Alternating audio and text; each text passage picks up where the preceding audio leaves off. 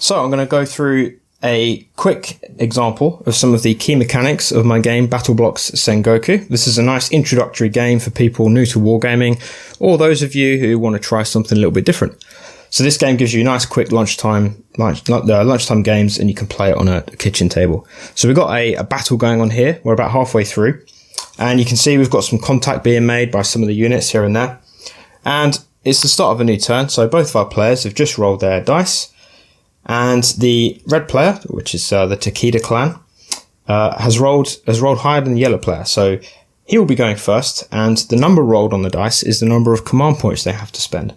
Now, we won't be spending all of those in this example here, but I'll just give you an example of how that works. So to spend a command point, you can move a unit. So we'll say that he wants to get this unit here into contact with this unit. So he's going to charge down off the hill. Units can move 3 inches in the game. So we know that's well within range, so he can just move into contact like so. And we'll say he's going to leave this unit here where he is because he wants to shoot with it rather than get into contact.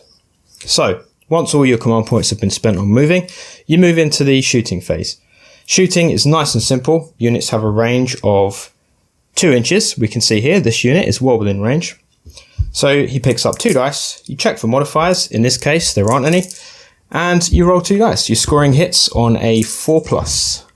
So no hits this time.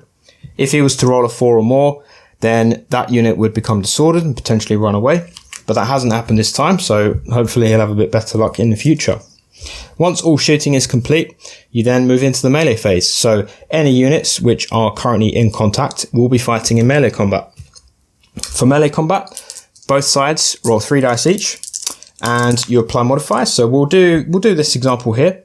So we have a standard unit versus an elite unit, which is marked here by the clan Mon, which is it's a type of family symbol, essentially, a bit like medieval heraldry. So there's no modifier for terrain. Neither of these 2 units are more than 50% within a terrain piece. So it's pretty much a straight up fight. Now, the fact that he's elite, what that means is he can ignore the first hit that he receives per melee phase. So he will roll his 3 dice, and we scored 1 hit, and the reds scored no hits. So what that means is the red player is hit. The first hit that you receive makes you disordered. So we put a little disorder marker on there. There are some markers which are provided in the rulebook if you don't have little beads, but these are just nice cheap beads that I picked up from a hobby shop. Nice and easy. Put that on there to show that he's disordered. Now, our 2 units are still in contact, so that means they will fight again. So again, 3 dice. You don't remove the number of, you don't take any dice away because you're disordered. So we've got some really good hits here from the yellow player, and only 1 from Takeda. Now, all damage is simultaneous. So the fact that he scored a hit normally would mean that this unit would receive damage, but as we said earlier on, he's elite, so the first hit per melee phase is ignored. The other 2 dice missed, so we'll look at what the yellow player did. So we have 2 hits here. 6s are always a hit regardless of modifiers, so we've got 2 more hits. Now, what that means is the first hit applies to him. He's already disordered, so it means he would run away. Running away, or retreating as it's called in the rules, is nice and easy.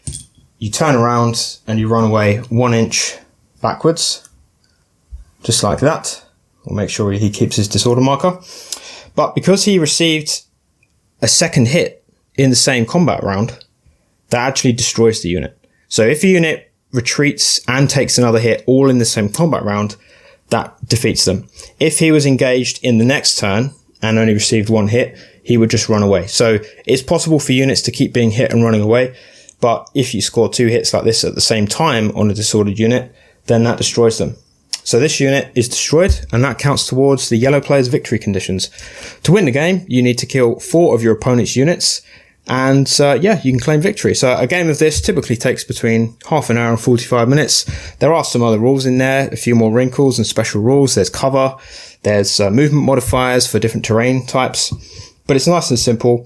And with the optional rules that I provided, there's things like battles between hero units, which are the units marked with a star. They represent your more elite or colourful characters, possibly even your general, if they're fighting on the front.